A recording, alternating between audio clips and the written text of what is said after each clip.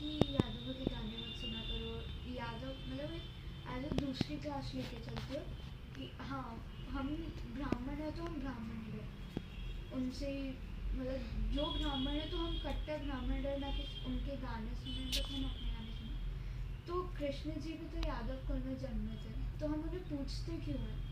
इस वजह से कि वो उन्होंने ऐसे कर्म किए हैं, या इस वजह से कि वो भगवान के अवतार थे, क्योंकि वो भी यादव थे। यादव हो के उन्होंने पूजा पाठ किए ब्राह्मणों की तरह। उस पर भी प्रश्न उठा, लेकिन उन्होंने उत्तर दिया ये कि मैं यादव हूँ लेकिन मुझे उतना ही ज्ञान है पूजा पाठ का, तो मैं कर सकता हूँ। लेकिन आप जैसा बोलते कि प्रश्न उठा मतलब यादवों की तरह पूजा की, क्या उससे मतलब उसमें एक तो थी नारायण सत्यनारायण की कथा थी जब कृष्ण जी का चल रहा था वृंदावन या नंदगांव में। तो जो वहाँ के पंडित थे उग्रपद काका जिनको बोलते थे, वो वहाँ के पंडित थे, पुजारी वगैरह पूजा पाठ वही करते थे। तो एक दिन सत्यनारायण भगवान की कथा करने का तय हुआ, क्योंकि बहुत बड़ी विपदा से वो निकले थे। तो उन्होंने बाहर से बहुत सारे पुजारी पंडितों को बुलाया जो बहुत बड़े ज्ञानी थे। लेकिन जो उनका उग्रपद काका जी का पुत्र था अयन, वो नहीं चाहता था कि वहाँ पे वो आए, तो उन्होंने लड़की का कृष्ण जी आए उस कथा में? नहीं, कृष्ण जी जो ऋषि थे ना, हाँ, ऋषि मुनि जो भी पंडित जी या जो भी आ रहे थे कथा करने के लिए, हाँ, वो नहीं आए। वो नहीं आए। तो अयन लड़की बन के उनको भटकाने लगा कि यहाँ रास्ता है, हाँ, यहाँ रास्ता है, ठीक है। इस वजह से उन्हें विलम्ब हो गया। तो कृष्ण जी बैठ गए उनकी जगह कि मैं सत्यनारायण की कथा करवाऊंगा। तो उग्रपद काका जी जो पुजारी थे वहाँ के, उन्होंने प्रश्न चिन्ह उठाया इस पर कि तुम तो यादव हो, तुम कैसे कर सकते हो पूजा पाठ? तब उन्होंने बताया कि जिसको भी पूजा पाठ का ज्ञान हो वो पूजा कर सकता है, इससे कोई मतलब नहीं कि वो यादव हो या कोई दूसरी कास्ट का। तब उसके बाद उग्रपद काका जी ने कुछ प्रश्न किए उनके धर्म से, जैसे कि ब्राह्मणों को जनेऊ संस्कार क्यों होता है, पूजा में कैसी विधि होती है, किस कारण से हम ये करते हैं। कृष्ण जी ने सारे उत्तर दिए। तो उन्होंने चालू करी। उसी समय जो भी ऋषि मुषि घूम रहे थे ना, वो वापस आए, उन्होंने देखा कि ऐसा ऐसा है। तब उन्होंने तारीफ की कि हाँ बहुत अच्छा है, हमें विलम्ब हो गया इसलिए तुमने चालू कर दिया। उसी समय ऐसा हुआ कि जो शिव जी थे वो भी भेष बदल कर एक अघोरी के रूप में आए। तो वो ये देखना चाह रहे थे कि कृष्ण जी यादव होके भी जिस मंशा से कर रहे हैं वो अच्छी मंशा है या गलत है, वो आए। लेकिन उस समय जो अयन था, जो उग्रपद काका जी का बेटा था, उसने देख के बोला कि ये कैसे आ गए बिना नहाए, मतलब कि कैसे मुंह उठा के आ जाते हैं। शिव जी को बोला क्योंकि वो अघेरी के, हाँ, कैसे कपड़े पहने हैं, ना कोई ढंग है ना बात करने का तरीका। तब कृष्ण जी ने उन्हें समझाया कि ऐसा नहीं होता।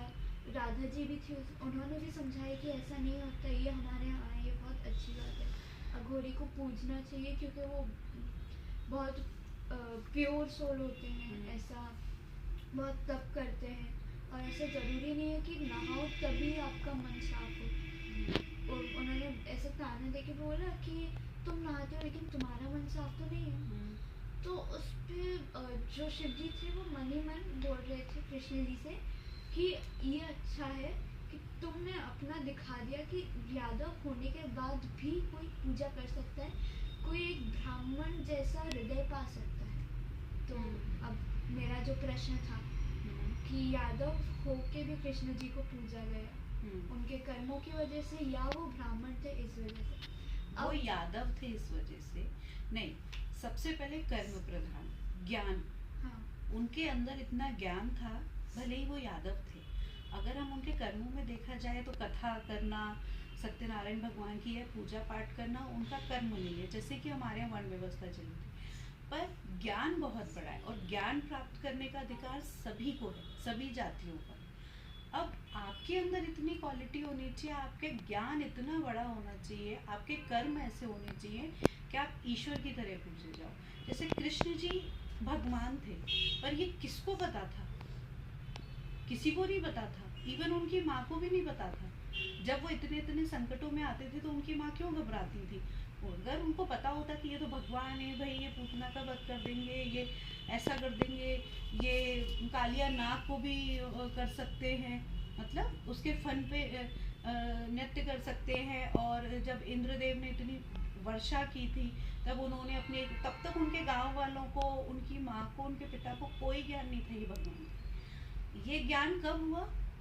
उनके कर्मों की वजह से। ये ज्ञान हमें हमें कब हुआ? कि हमने उनके कर्म देखे कि भैया ये साधारण मनुष्य की बात नहीं है, ये तो भाई रोज नए नए चमत्कार कर रहा है ये बालक, कुछ तो शक्ति है।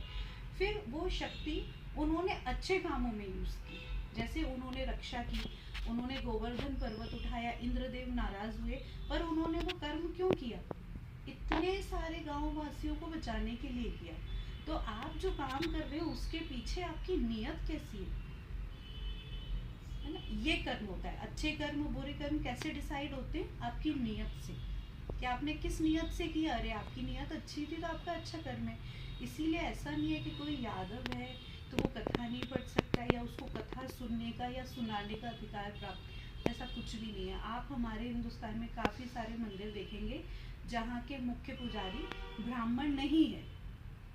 शायद मैं कंफर्म नहीं हूँ, पर अमरनाथ में भी कोई मुस्लिम परिवार के ही हैं पुजारी जो मुसलमान, वो शायद वहाँ के मुख्य पुजारी। इस चीज़ के लिए मैं कंफर्म नहीं हूँ, पर हाँ शायद 99% यही मैंने वहाँ पर सुना है। इसीलिए हमारा सबसे पहली बात, हमें सम्मान दिलाता है हमारा ज्ञान और एक हमारा कर्म। इसीलिए ज्ञान और कर्म जाति पे डिपेंड नहीं है। ब्राह्मण के भी अगर कर्म अच्छे होंगे, यादव के भी कर्म अच्छे होंगे, किसी और कास्ट या समाज की अगर हम बात करते हैं, तो आपको सम्मान मिलेगा आपके ज्ञान से और आपके कर्मों से, कि आप क्या कर्म कर रहे हैं। और कर्म किस पे डिपेंड करते हैं? ज्ञान पे।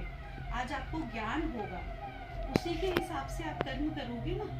इसीलिए ज्ञान होना बहुत ज़रूरी है, और उस ज्ञान का आप सही जगह सही समय पे उसका एक अच्छा सदुपयोग कर पा रहे हो, वो बहुत ज़रूरी है। काफ़ी सारी जगह आपने देखा होगा कि बहुत बड़े बड़े ऋषि मुनिया कथाओं में आपने पढ़ा, उनसे गलती हुई, तो ज्ञान तो था पर उस समय उन्होंने उसका सही उपयोग नहीं कर पाया। इसीलिए ज्ञान होना अलग है, ज्ञान होने के बाद उसका उपयोग सही समय पे करना, सही दिशा में करना, ये बहुत ज़रूरी है। ज्ञानी तो मुझे लगता है तुम में थोड़ा बहुत ज्ञान तुम में है, थोड़ा बहुत ज्ञान मुझ में, पर कई बार हम देखते हैं कि ऐसी सिचुएशन आती है कि अरे हम बाद में, नहीं मुझे ये नहीं करना था, मुझे चुप हो जाना चाहिए था, या मुझे वहाँ जवाब देना था। तो ये हमारे ज्ञान पे डिपेंड करता है। अगर हम ज्ञानी हैं, हमारे अंदर धैर्य है, हमारी नीयत साफ है, तो हम सही समय पे सही फैसला लेते हैं। ज्ञान हमें बस वही मदद करता है कि सिचुएशन के हिसाब से आपका निर्णय सही होना चाहिए, पीछे से पछतावा ना हो। इसलिए ज्ञान बड़ा है, जाति बड़ी नहीं है। ठीक है, मिल गया आंसर। कृष्ण भगवान को क्यों पूजा? उनके कर्मों की वजह से। अब वो यादव थे, राम जी किस वंश में जन्म लिए? हाँ, उनको भी हम भगवान के। परशुराम जी ने किस वंश में जन्म लिया? ब्राह्मण थे वो, उनको भी हम। काफी सारे राजा क्षत्रिय हैं जिनको हम पूछते हैं, इतिहास में उनका नाम है, हम पढ़ते हैं उनकी शौर्य गाथा। वो किसकी वजह से?